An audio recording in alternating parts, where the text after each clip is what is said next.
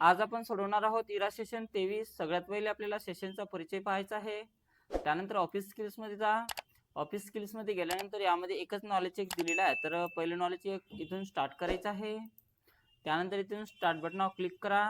यामध्ये बघा knowledge check मध्ये दोन प्रश्न दिलेले आहेत। तर पहिला प्रश्न, मायक्रोसॉफ्ट ऑफिसचे ऑनलाईन ऑफलाईन व्हर्जन वापरत असताना तुम्ही फाईल गमावू नये म्हणून ती डॅश डॅश होईल याची काळजी घ्यायला म्हणत आहे, तर ते सेव्ह होईल याची काळजी घ्यावी लागेल। त्यानंतर मेनू बारवरील कुठल्या टॅब खाली तुम्हाला एक्सपोर्ट ऑप्शन आढळेल म्हणत आहे, तर ते फाईल टॅब मध्ये असणार आहे। त्यानंतर सेव्ह अँड नेक्स्ट करा।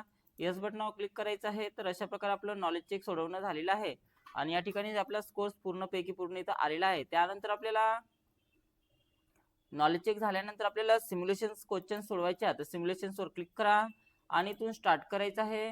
स्टार्ट केल्यानंतर सिम्युलेशनचे दोन प्रश्न यामध्ये दिलेले आहेत। तर पहिला प्रश्न इथून चालू करायचा आहे। पहिल्या प्रश्नात बघा काय म्हटलेलं आहे, मजकूर किंवा संख्या अलाइन करून तुम्ही तुमच्या स्प्रेडशीटचे स्वरूप सुधारता आणि ते वाचणे आणि समजणे सोपे होते, म्हणून निवडलेला मजकूर सेंटर अलाइन करा म्हणत आहे। तर इथे सेंटर अलाइन दिसचं ऑप्शन इथे दिलेला आहे, तर याच्यावर क्लिक करा आणि त्यानंतर आपलं उत्तर ऑटोमॅटिक सबमिट होऊ द्यायचं आहे। त्यानंतर नेक्स्ट क्वेश्चन लावायचा इथून, सेव्याचा वापर केल्याने कार्यरत शीटची कॉपी तयार होते आणि मूळ शीट जशी आहे तशीच राहते, त्यामुळे फॅमिली ट्री जनरेटर नावाने सेव्ह वापरून दिलेली शीट तुमच्या डेस्कटॉपवर सेव्ह करा म्हणत आहे। तर त्यासाठी फाईल टॅबवरचा सेव्ह वर क्लिक करायचं आहे। त्यानंतर डेस्कटॉप निवडायचा इथून, त्यानंतर त्याला नाव द्या आणि त्यानंतर सेव्ह बटनावर क्लिक करायचं आहे। तर अशा प्रकारे आपलं सिम्युलेशन सोडवणं झालेलं आहे। येस बटनावर क्लिक करा। तर बघा या ठिकाणी आपला स्कोर पूर्णपैकी पूर्ण इथं आलेला आहे। आता सिम्युलेशन झाल्यानंतर आपल्याला सेल्फ लर्निंग सोडवायचं आहे। तर सेल्फ लर्निंग वर क्लिक करा आणि इथून प्रोसीड बटनावर क्लिक करायचं आहे। तर यामध्ये बघा सेल्फ लर्निंगचे 5 प्रश्न दिलेले आहेत। तर इथून स्टार्ट करा। यामध्ये बघा पहिला प्रश्न, खालीलपैकी कोणती इमेज फॅमिली ट्री दाखवते ते ओळखा म्हणत आहे। तर याचं उत्तर ऑप्शन नंबर 2 असणार आहे। त्यानंतर सेव्ह अँड नेक्स्ट करा। तुम्हाला सेलमधील टेक्स्ट त्यांच्या मध्यभागी अलाइन करायचे आहे, असे करण्यासाठी तुम्ही कोणता अलाइनमेंट ऑप्शन निवडाल म्हणत आहे। तर सेंटर अलाइनमेंट करण्यासाठी बघा आपल्याला या ऑप्शनवर क्लिक करावं लागेल सेंटरवर। तर याचं उत्तर ऑप्शन नंबर 4 असणार आहे। MS एक्सेलची नवीन फाईल सेव्ह करण्यासाठी तुम्ही सेव्ह ॲज किंवा सेव्ह या बटनावर क्लिक करू शकता म्हणत आहे, तर बरोबर आहे। त्यानंतर सेव्ह अँड नेक्स्ट करा। तुमचा मित्र MS एक्सेल मध्ये family tree generator template customise करत आहे, त्याला हे जाणून घ्यायचे आहे की तो फाईलमधील कुटुंबातील सदस्याचे तपशील कसे रिसेट करू शकतो। असे करण्यासाठी योग्य पर्याय निवडा म्हणत आहे। तर यासाठी आपल्याला काय करावं लागेल, तर यासाठी आपल्याला फॅमिली मेंबर रिसेट करावं लागेल। त्यानंतर सेव्ह नेक्स्ट करा। MS एक्सेल मध्ये family tree generator template edit करताना पुढील रोवर जाण्यासाठी तुम्ही खालीलपैकी कोणती की वापराल म्हणत आहे। तर पुढील रोवर जाण्यासाठी आपल्याला एंटर बटनावर क्लिक करावं लागेल। त्यानंतर सेव्ह नेक्स्ट करा। एंड एक्झाम वर क्लिक करायचं आहे। तर अशा प्रकारे आपलं सेल्फ लर्निंग सोडवणं झालेलं आहे आणि या ठिकाणी आपला स्कोर सुद्धा पूर्णपैकी पूर्ण इथं आलेला आहे। त्यानंतर याला क्लोज करा। त्यानंतर आपल्याला सेल्फ लर्निंग झाल्यानंतर आपल्याला गाइडेड UET वर सेल्फ सोडवायचं आहे। तर इथून स्टार्ट करा। यामध्ये बघा 5 प्रश्न दिलेले आहे, तर इथून पहिला प्रश्न स्टार्ट करायचा आहे।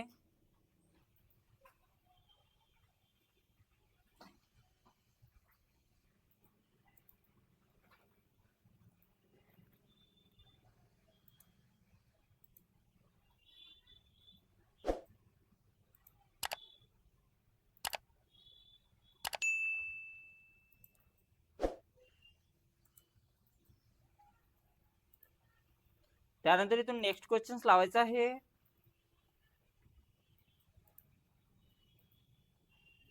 फॅमिली ट्री शीट मध्ये सुतापा टेक्स्ट सिलेक्ट करा आणि होम टॅब फॉन्ट ग्रुपचा वापर करून फॉन्ट कलरचा वापर करून त्याचा टेक्स्ट आपल्याला कोणत्या कलर मध्ये करा म्हणते, रेड स्टँडर्ड कलर मध्ये करा म्हणतात। तर सुतापा या नावाला सिलेक्शन करा, फॉन्ट कलर मध्ये जायचं आहे आणि ज्यातून रेड कलर इथून घ्यायचा आहे अशा प्रकारे, आणि त्यानंतर आपलं उत्तर सबमिट करा। त्यानंतर नेक्स्ट क्वेश्चन लावायचं इथून,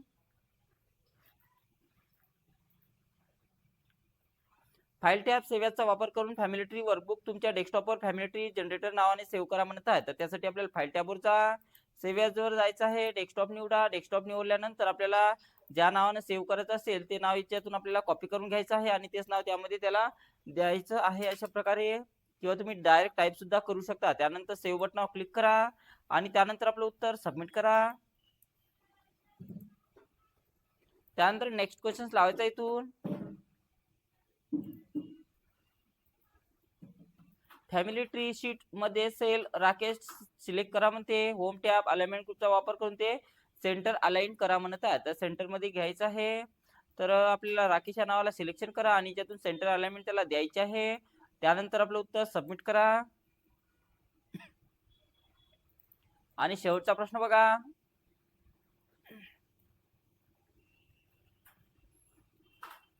फॅमिली मेंबर शीट मध्ये सेल B2 सिलेक्ट करा आणि family tree generator text enter करा आणि होम टॅब फॉन्ट ग्रुपचा वापर करून बोल्ड आणि इटालिक इफेक्ट अप्लाय करा म्हणत आहे. तर अशा प्रकारे सांगितलेलं आहे.